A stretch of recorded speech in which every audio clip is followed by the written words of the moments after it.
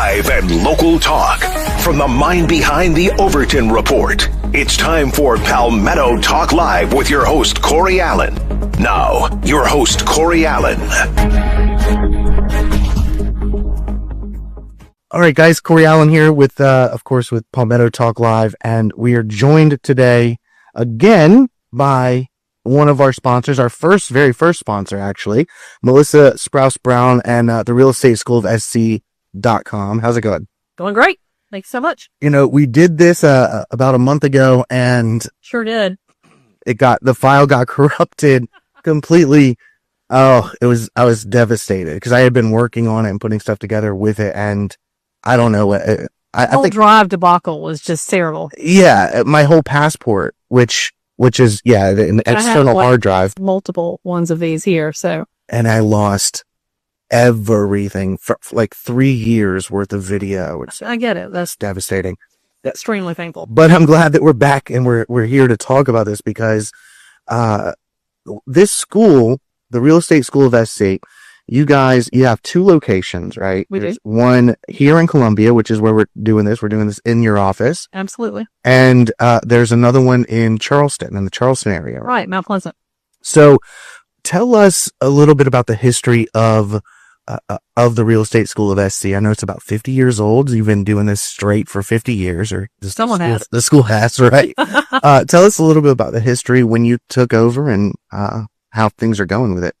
Wow. There's a lot of history here. So, my late husband, Chip Browne, his dad, Colonel Charles Browne, started the school in April of 1977 when he retired from the Air Force, and he had a big interest in training. So he wanted to do that as his next career, and he chose real estate. Okay. Right. So we started the school right when you first had to have any kind of class work required to get a real estate license. Before that, you could just test out. They would offer a test day at the Jamil Temple in Columbia.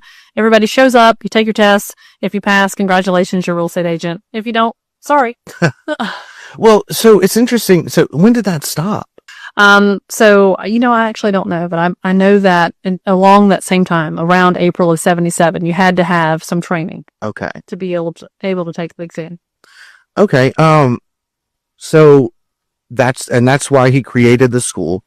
And over the course of that time, I guess it's gotten more, the testing, I guess, has gotten more strenuous. That all of the variables are different. The laws change constantly, right? Sure. Surrounding real estate.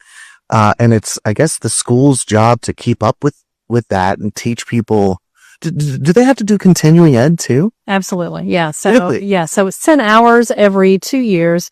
And it varies depending on your license level. So if you're a real estate associate, if you're a real estate broker, but not the broker in charge, then it's a mandatory core course, which also changes out every 2 years, and then 6 elective hours. Now, if you happen to be the broker in charge, you need the mandatory core course, you need 4 hours of BIC specific duties and responsibilities, and then 2 elective hours. Okay. So when you say two elective hours, I mean, how do they? It's literally 2 hours. It's literally 2 hours. Yeah. So we measure CE and clock hours. Okay. So it's not like I need 2 semester hours. Oh my gosh, I'm here studying for 6 months to get my 2 hours. No, it's just like literally 2 hours. Okay. So when a person comes in to the school and they say, I want to become a real estate agent, what do they need? How many hours of class do they need? What do you guys offer? I know you have in-house teaching for people who are better face-to-face. Right. You do Zoom. Well, we use Adobe Connect. It's made for education. It's similar to Zoom. So, but it gives me extra tools that I need as an educator so that I can meet reporting requirements later. So that it's very good at measuring engagement of students and so forth. So, that's interesting. It is very. That makes it a lot easier for you. I mean, to be able to keep track and see where people need help, right? Well, not only that, it's a real-time feedback for the instructor because you can see on the dashboard, hey, you've lost 3 people over here. They're not engaged, to try to bring them back into the conversation. So pretty intriguing. So you offer that. What are there any other like correspondence or things like that, or is it Well, so no, it's not correspondence. It's, what we say here is we have in person, we have virtual and self-paced and online. So, yeah. So, virtual and in person, we run simultaneously. So there may be a group of people sitting physically in the classroom. And then behind you on the screen, you can see there's 14 other people who are with their device wherever they may happen to be. And they're all taking the same class from the same instructor at the same time. So synchronous learning. Pretty cool. And then as far as, with online, first off, how long does it take? Right. You asked me that earlier. So it's 60 hours for the first unit 1 and 30 for the second unit 2. So 90 total, which is required before you can be eligible to sit for the state licensing exam. So it's just 90 hours. It'll take you about a month if you do, evenings, if you do weekends. It'll take you about 3 weeks if you do full days, about a month if you do half days. Okay. So, I mean, that's Pretty short. that's not that long. No. Especially if you're dedicated. No, here's a question that somebody had asked me. They said, well, if this is something I wanted to work towards while I have a full-time job, and this person had kids as well, they were curious if they could do it just on the weekends or if those hours go away. Like, do they have to do it all within a 6-month period in order to be able to take the test, or do the hours, reset or something like that? Yeah. So that's a complicated answer. That's a very good question. Okay. So if you are taking a self-paced online course, then you do have 6 months in which to complete it. Okay. Right. So that 6 months is not a final wall and, you're done if you're not finished in 6 months. So it can be extended. There are certainly ways to do that. It can be extended all the way up until a year if you need it to be, but that comes with a cost. You literally have to pay for the extension. Okay, so you can extend it up to a year if you have to. Have you ever really seen anybody need that long? All the time. Really? Yes. Okay. All the time. It's super common. So what happens is that self-paced is great for people who are employed in other jobs. They've got children, they've got families and lives and all the things that are going on. And they just can't get it done, but they want to.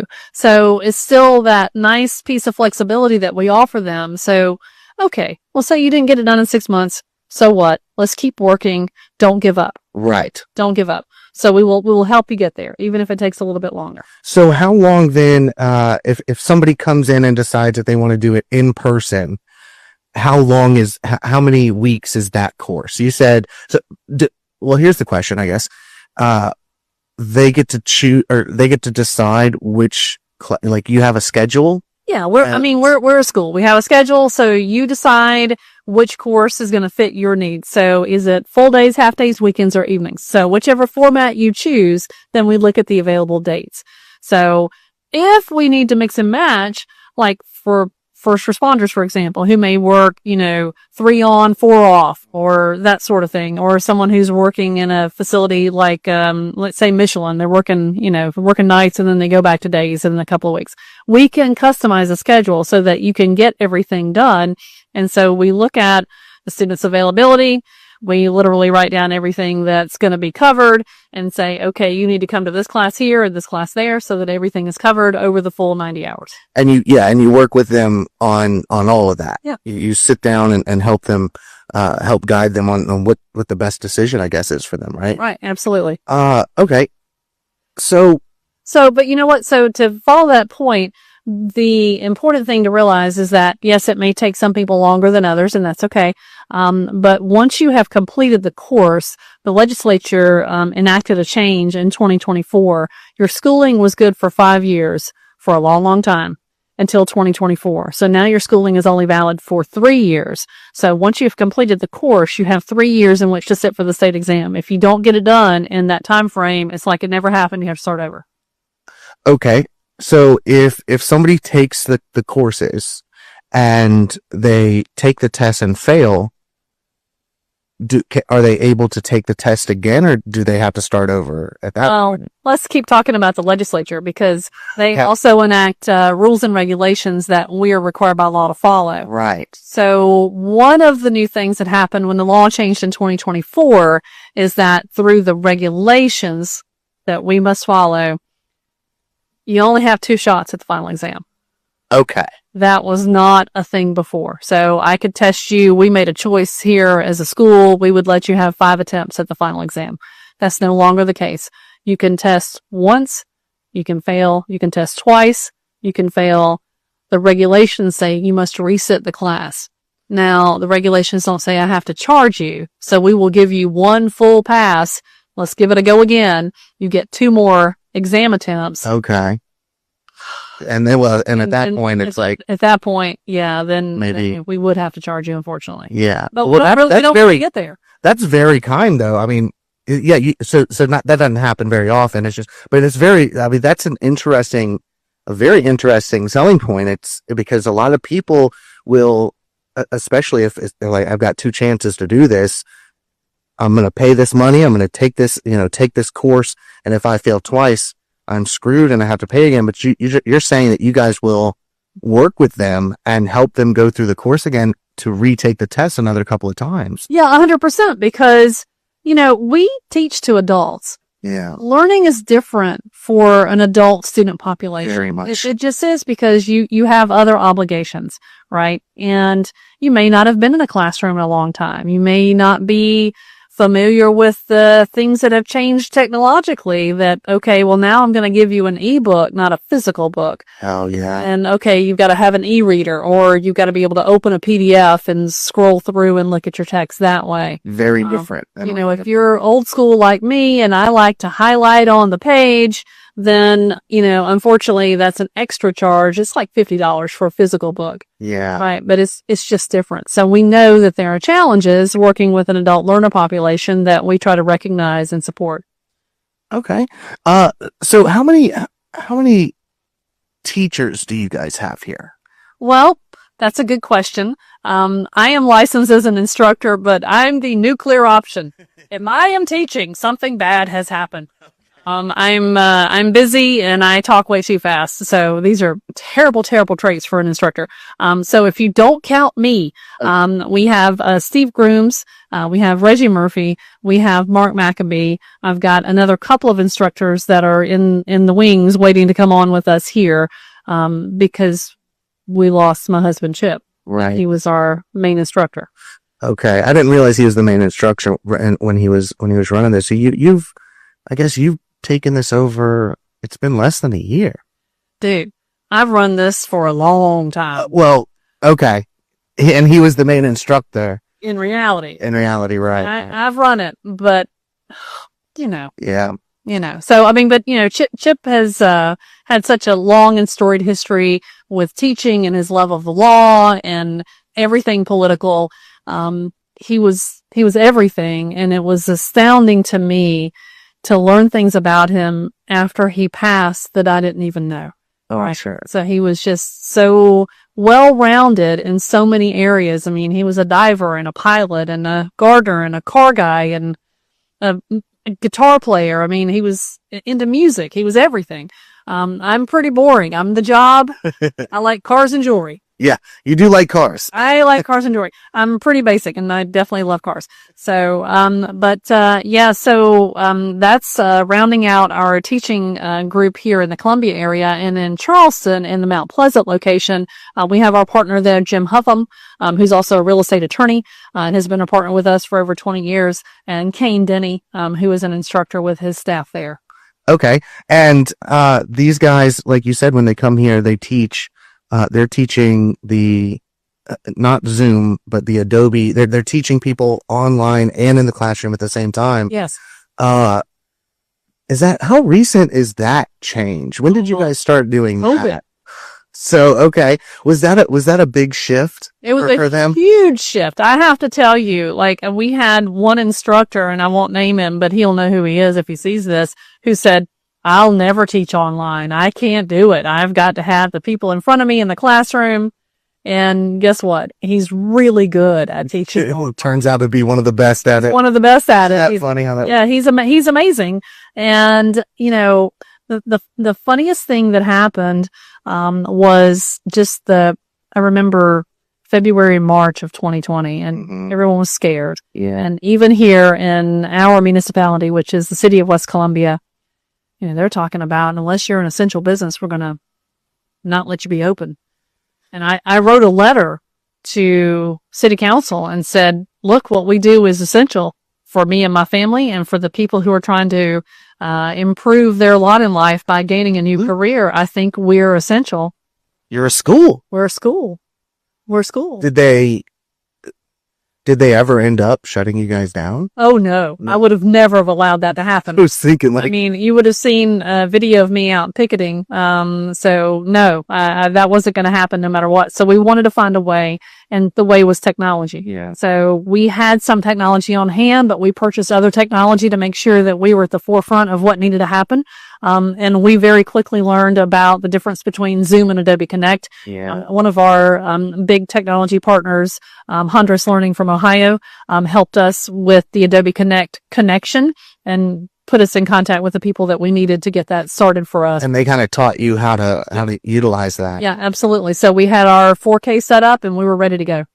Awesome. So that means you can teach anyone in the whole state of South Carolina. I can teach anyone in the entire world.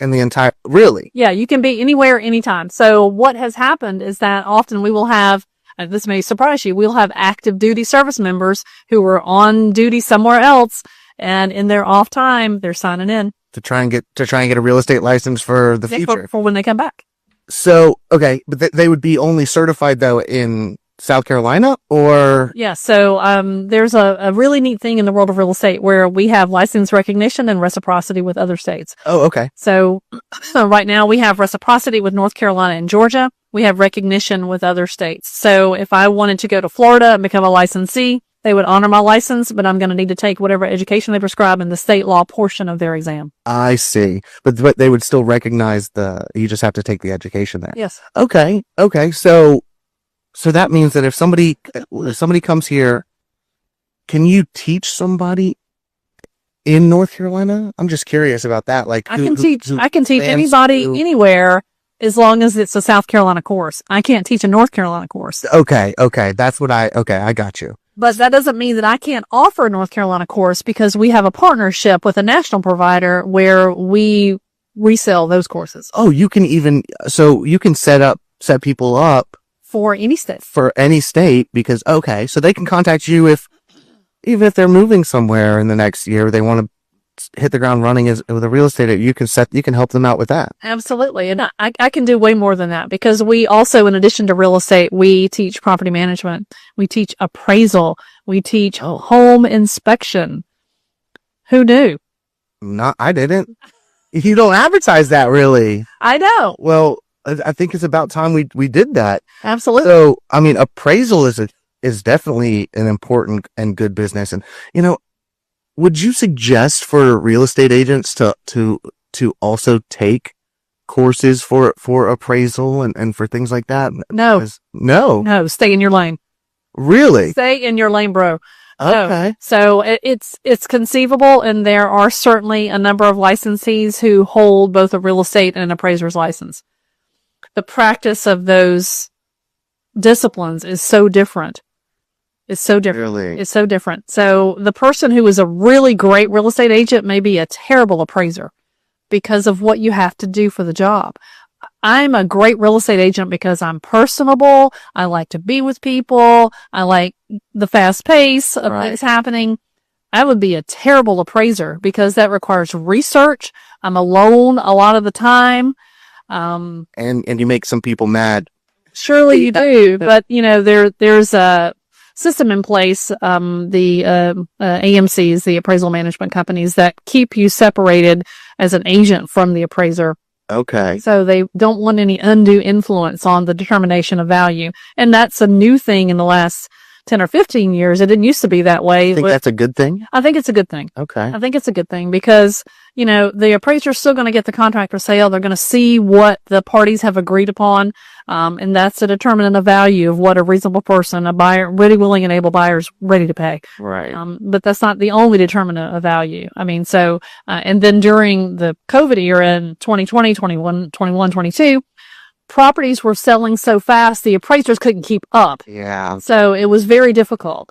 But it's just a different skill set that's required for appraisal. So, and it's a longer program. So to become an appraiser in South Carolina, it's 80 hours of pre-licensing to become an apprentice appraiser. Okay. Right. And then you've got to work under another appraiser for a period of 2 years to get your experience points. And then while you're doing that, you would take the licensee courses, QE 1, 2, 3, and 4. And okay, so let me back up. That'd take you years. Well, let me back up. So the apprentice piece is QE 1, 2, 3, and 4 plus national appraising for the supervisor and trainee plus one more course. So while you have that, then there's QE 4, 5, 6, and 7, which is what's going to take you to the licensee level. Okay. And QE stands for qualifying education. Qualifying education. Okay. Yeah. So once you have become a licensed appraiser, there are limits as to what you can appraise. So if you want to move up, there's 4 license levels for appraisers. So the next level is certified residential. So that would take QE 8, 9, and E, which is an elective. So you can appraise up to $1 million in residential property. And then to become certified general, it would be QE 10 through 14, which will let you appraise anything, including commercial properties. Okay. Yeah, that's way different. Way different. That's a whole different world. Whole different. Okay.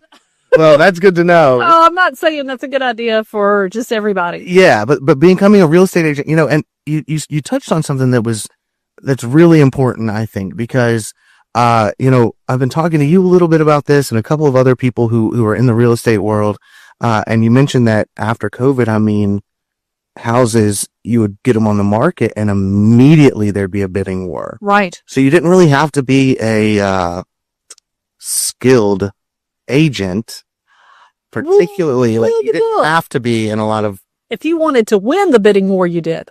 Okay. Right. So okay. If you want to win and you're up against 40 offers, you absolutely need to be a skilled agent because you needed to know all the things to do and all the tips and tricks of winning that bid. So sometimes it would be, you would write the buyer's angle. Yeah. If you're from the buyer's side, if you're on the seller's side, you just make a spreadsheet and pick the best one. That's right. Yeah. So which you had to make a spreadsheet. Look at all the offers. I still have my spreadsheets, man, which is crazy. But from the buyer's agent side, you're like, okay, we need to write in an appraisal gap. So talking about appraisal, right? So say the home is listed for $285. Okay. Well, we're going to offer $315 because they really want it and it's got a pool and it's in the perfect location, right? Right. Well, it's probably not worth $315 at that point. So, okay. So a lender won't lend generally over the appraised value. So what do, right? You got to come out of pocket? Yeah, you do. So if you say, okay, I will pay a $5,000 appraisal gap over and above the appraised value not to exceed X number of dollars. Right. Okay. So that was one tactic. Second tactic was you would offer to pay the seller's closing costs instead of ask the seller to pay the buyer's closing costs. So that was a reverse. Yeah. The other thing was the escalation clause, which was something that you had to really know what you're doing to do it right. But it would be escalation clause is super cool because you can say, hey, this buyer will pay $1,000 more than the highest verifiably received offer not to exceed. And then you put your ceiling. X amount of dollars. 317. If, right. You offered 280 and the highest offer was 316, you just won, but you're paying 317. Okay. I see. Yeah. It's like an auto bid. Yeah. Almost. It's like an auto bid.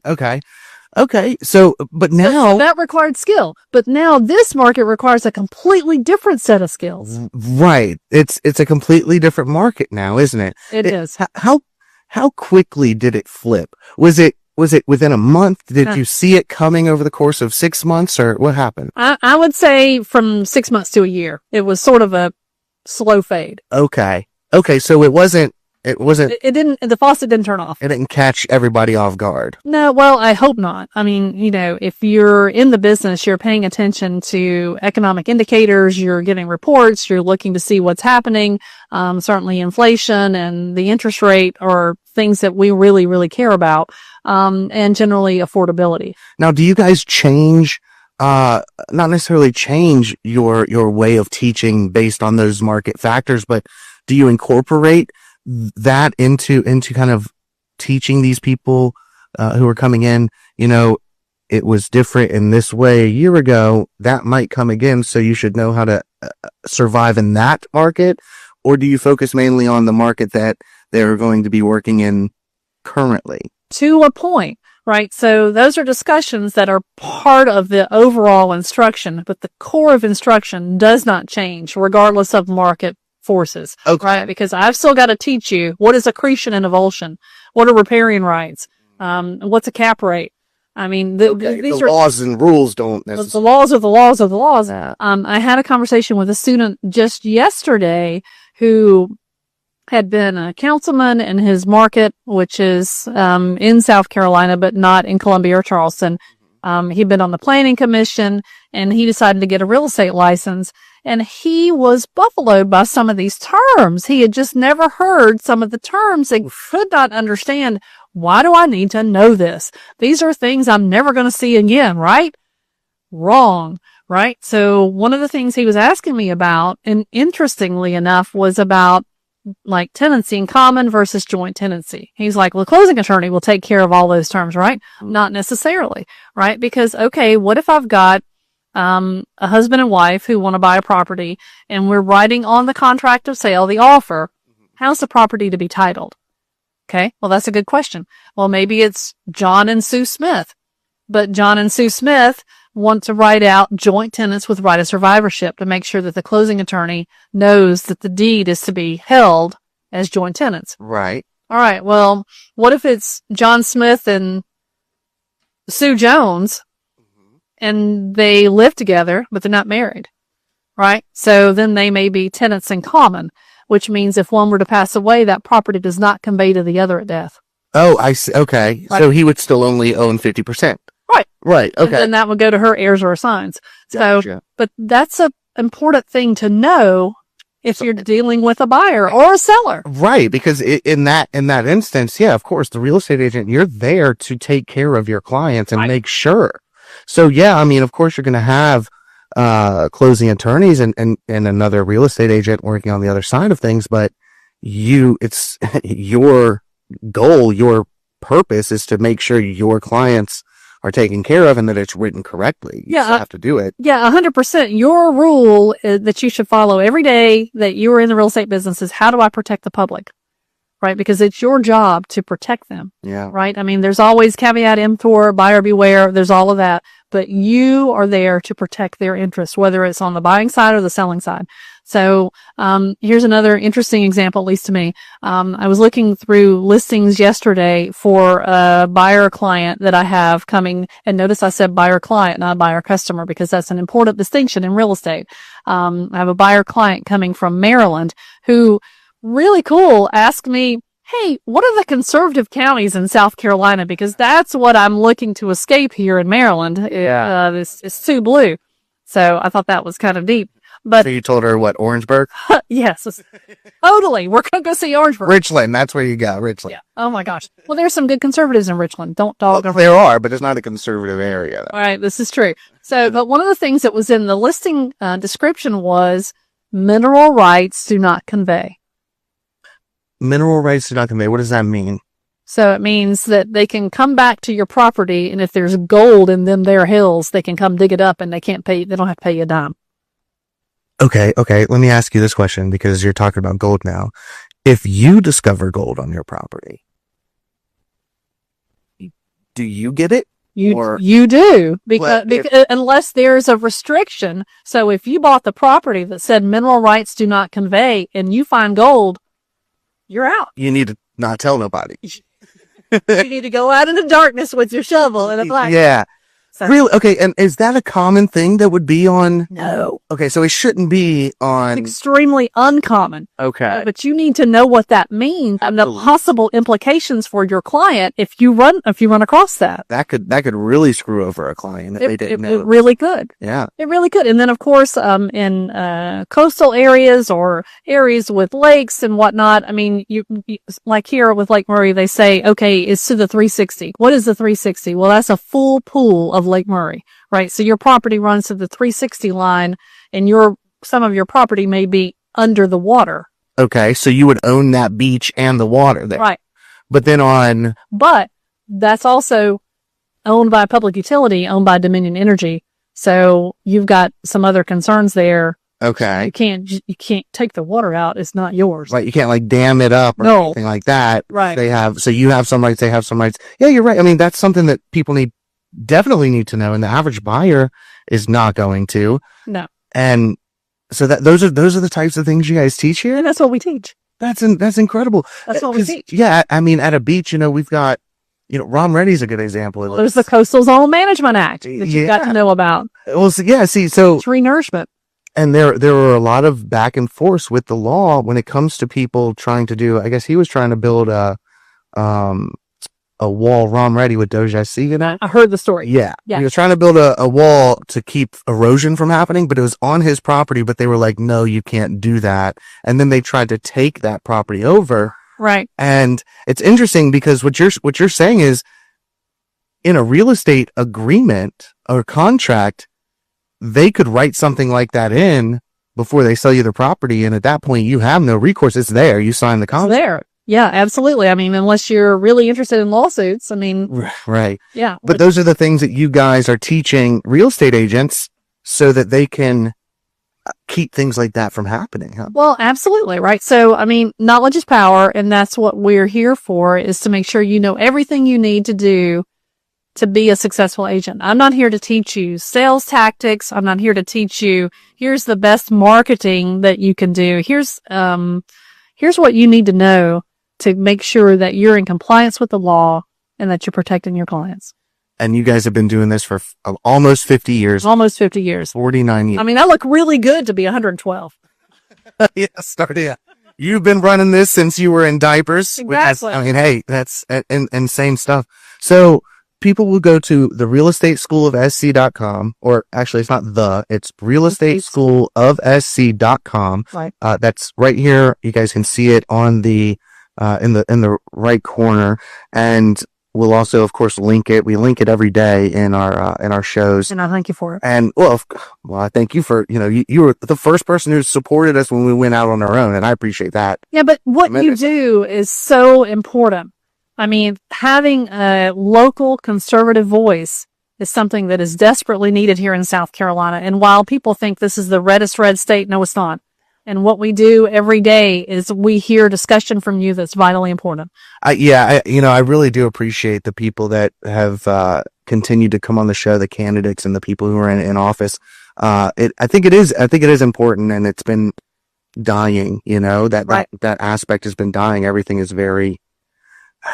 Even some of the websites are very partisan to their faction or their few individuals that they like, and screw everybody else. It really shouldn't be that way. We need to hear everybody. We need to hear the debates. Yeah. I mean, to be honest, well, that's another thing. I was going to say that debate between Jordan Pace, the chair of the Freedom Caucus, and the chair of Charleston County Republican Party, Andrew Boucher. That was good. That discussion led to the Freedom Caucus now trying to tweak 3310, the closed primary bill, to kind of confine or confirm some of the things that were in the other bill. And it started a conversation. And I think, those conversations need to happen. Otherwise, it's just factions fighting from different camps and nobody gets anything done. So that's what our goal is here. And if people sign up, we still, cause it's January, 27th or 29th. Hello. Oh my gosh. Yeah. I haven't even had time to get my hair cut. It's been crazy. But if they sign up between now and, February 14th, right. They use the code LOVE14 ! All caps. Yep. They get 14% off of their tuition. Absolutely. Which, I mean, that's huge. If they would have listened to us a month ago, you could have had 20%. I could have had 20%, but they didn't. So now they need to go ahead and sign up. We still love students, so it's okay. Right. We still love the students, so we want to help them. Yeah. Change your path, your career. I mean, this is the time to do it. I mean, it's new year, it's time to change. If everybody tries to make a change in January, you know what I mean?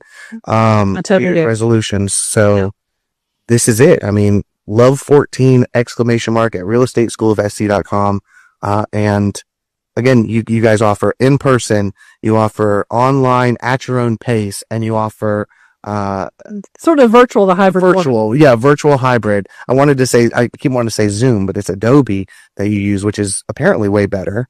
Well, it's just different. It's just made for what we do. Right. Better for the purpose. Right. So is there anything else that you want to, that we might have missed?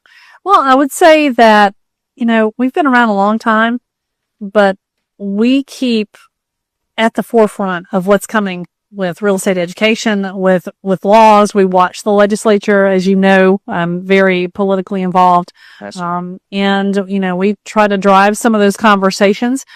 For example, I am submitting to the Real Estate Commission a course on AI in real estate.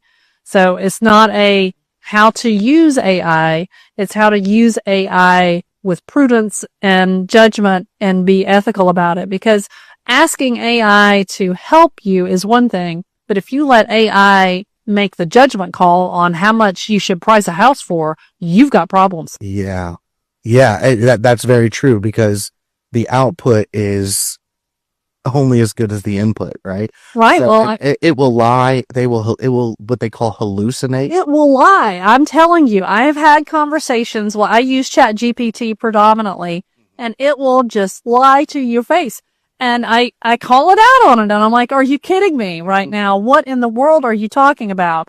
It's very important to use it correctly. Correctly. Yes, absolutely. And it can be good for automation of tasks, but if you're asking it to write a listing description, you better check it, because it is using, it's a large language model. So it's modeling language that it's seen across the internet and what's been programmed with, right? Well, there's going to be bias there. Yeah. And it may be writing something that's got a biased description for your property that would get you in trouble with fair housing laws. So you better check it. You can't just copy and paste. Yeah, it gets very important when you're talking about using it in any legal form or fashion. Right. Because, so that's interesting. And that's another thing I think that separates Real Estate School of SC from the others, is that you are politically involved and you do look at the bills and follow these bills and make sure, and you work hand in hand with many legislators. I mean, they know you by name. They sure do. And, for good reasons or bad, they know you. I hope not bad. But they know you by name, and and so you're able to kind of work with them in this arena, right? Which that is a huge plus. I can't imagine anything that would be more important, honestly, because you're teaching people how to work within the laws, and you're also teaching the legislature which laws really need to be there and which ones are kind of don't really make sense. So that's right. Interesting. Well, it is, but that also shows the power of your voice. And there's a very large lobby in the real estate world from the Association of Realtors. Right. And you've got to watch them too. I'm not part of that group. Right. So that's okay. That's a conversation for another time. I'd like to. Yeah, for sure. I'd like to talk to you about that, because it is realtor and real estate agent are different, because it's like a union kind of, right? It is. It's a club, and I'm not part of the club. It's okay. Well, that's right. Well, thanks so much for coming and doing this, or for doing this with us. And thank you. I appreciate you, and I appreciate what you're doing here. I appreciate you a lot. All right. We'll talk to you soon. All right. Thank you so much, Corey.